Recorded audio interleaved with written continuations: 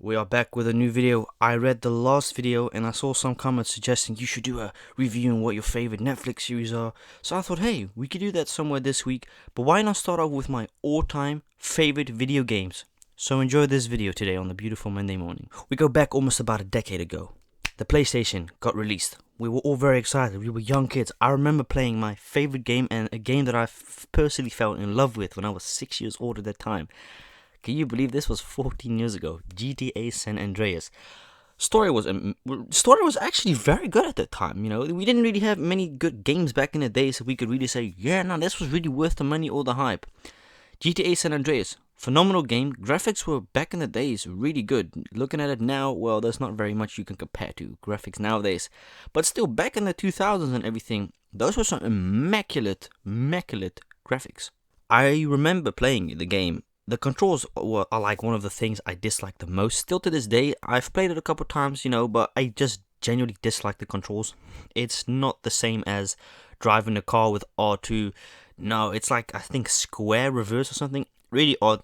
Games, however, was really good. You could also cheat in the games. Like, you know those codes where you type it online on the phone back in the days? You could combine buttons and then you could like have unlimited health for RPG or unlimited ammo or something like that. But the story mode itself was awesome. The one most annoying part about the whole game was the train mission. That was a fucking annoying ass mission. If any of you remember playing that back as a kid, god damn, I disliked it. One of the reasons why I used to play the game a lot as well, when my brother used to go out partying, because he used to party a lot, I wasn't actually ever allowed to play the game. Well, here's the thing. The video game itself was in my brother's room, which is my room. But, however, my mom never wanted me to play the video game because, you know, violence, etc. But I also love the lowriders and stuff. That's one thing I personally feel like they should really bring back in the next GTA generation, the GTA 6. I'm sort of hoping for them to put lowriders in it. That was one of the biggest thing that I personally got really disappointed in with GTA 5 and the GTA, you know, the Ballad of Gay Tony or something. I love the customization of vehicles. That was something really cool that got introduced in the Ballad, but I was really disappointed with the fact that you couldn't have lowriders in there. But GTA 5 personally for me is maybe one of the best story-wise, but also just game-wise in general, like the first-person shooting thing and everything. But that is definitely my top 10 video games of growing up back in the days. Also another one which I don't have any physical copies of. I used to play this thing on a PS2 or PS Vita, no, the Game Boy. It was called Doom, I think. Dude, growing up as a kid in the 2000s was something else. That was spectacular. That was a come up of Apple. That's when really all these new technology that we know nowadays as Apple, Microsoft, that's when that stuff got invented back in those time. As a kid in 2000, that shit was awesome. So let's go to my second game, Assassin's Creed. Now, I couldn't find all my physical copies because funny enough, I've actually purchased all my video games on the PlayStation Store. I played this Assassin's Creed Unity Lost. This was very good. Only downside I personally must have to inform you is the fact that the story is pretty short. It's not a very long story.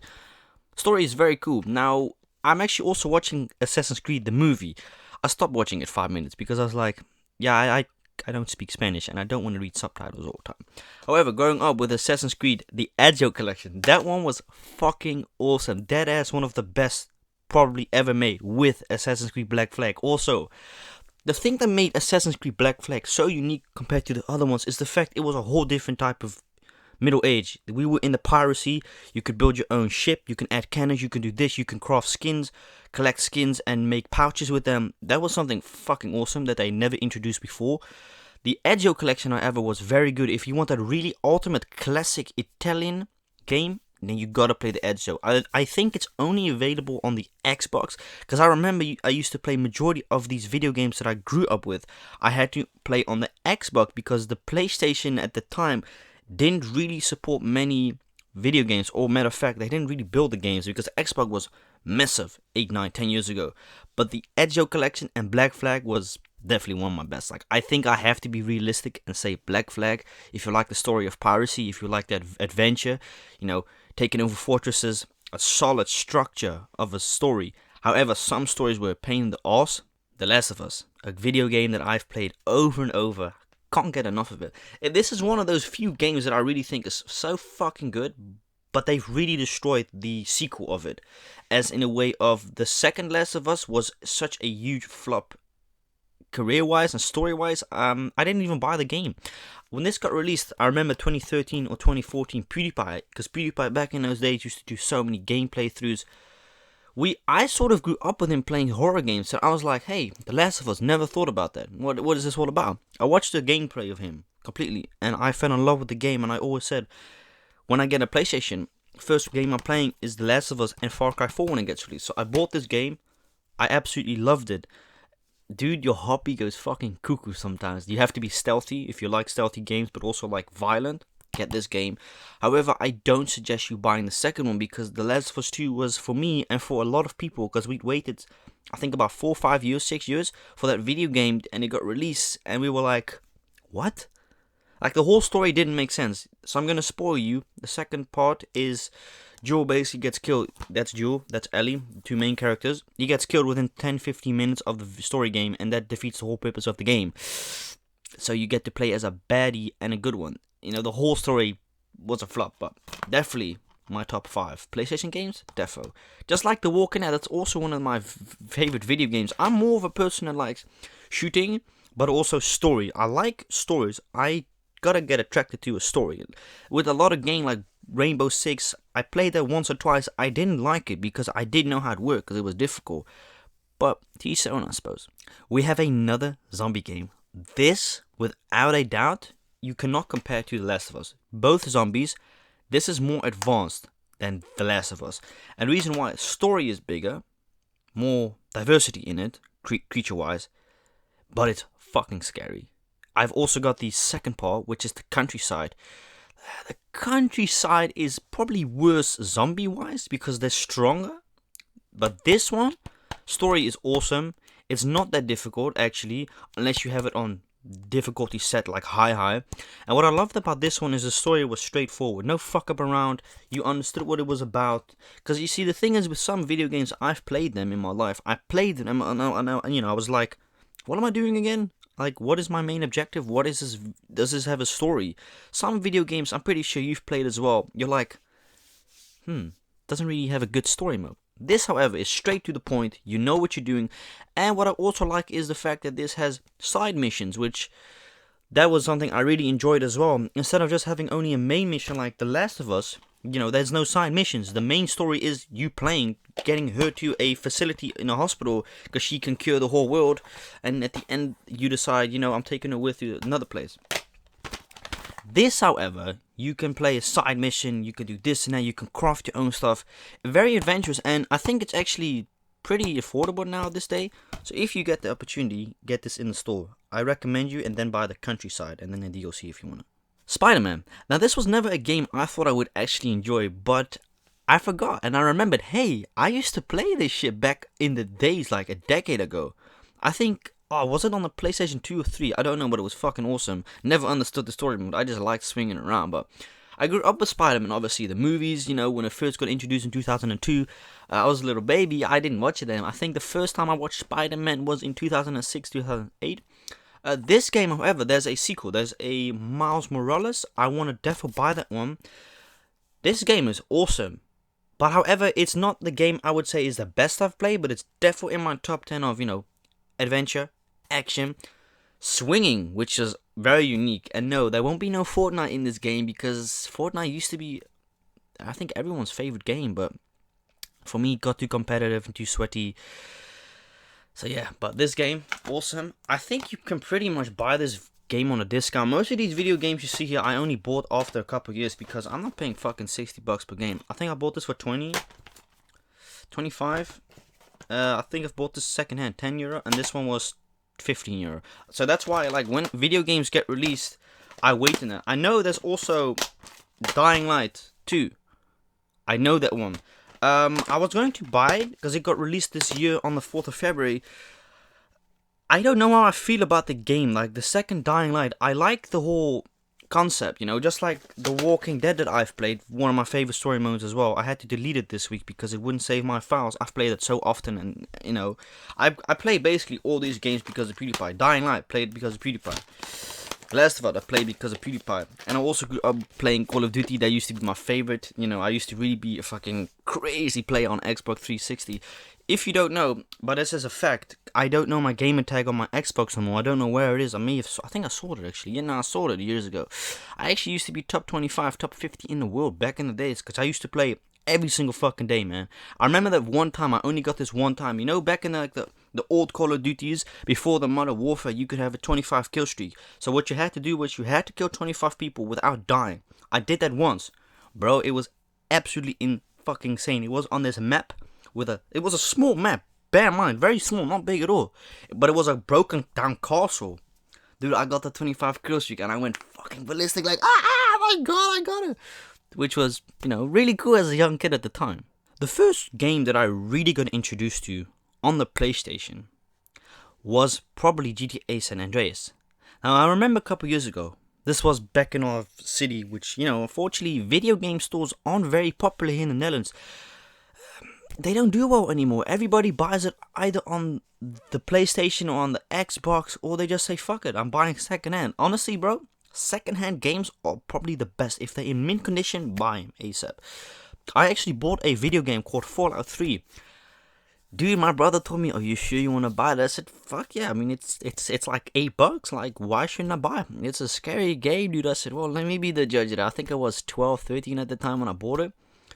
I buy the game, and I'm absolutely in love with the whole concept of Fallout. That's what got me introduced to Fallout New Vegas eventually, and then to Fallout 4. And that's why I unfortunately had to cut the rope and say, "Yeah, I'm sorry, but I'm not buying Fallout 76." When I first got introduced to Fallout 3, you had Fallout 2 and Fallout 1. But I didn't grow up in that generation, so I played Fallout 3. Fallout 3 probably has one of the best story games.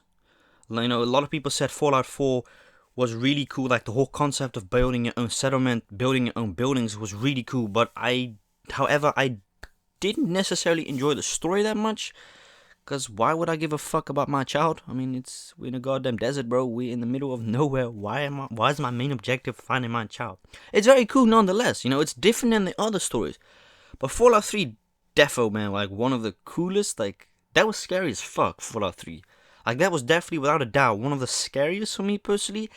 And then after Fallout 3, my brother introduced me to Fallout New Vegas. You can buy New Vegas for PlayStation 4. It's just €100, which is about $110. I'm like, that's fucking insane, bro. I'm not paying that for a game. I'm sorry, man, but I'm pretty sure you're better off buying a second-hand PlayStation 3 and then buying the game with it. I could be wrong, but New Vegas, me and my brother both could agree on best video game, like story-wise as well, but also the whole atmosphere. Like New Vegas itself, it was fucking difficult getting there because you had two options in the beginning, right? You had a little fucking shitty pistol or a submachine gun. So you could go through the desert, but the issue was going through the desert, you had death claws. And if you grow up with Fallout, death claws are the fucking absolute worst. Yeah, okay, sure, you got some feral ghouls maybe, and scorpions.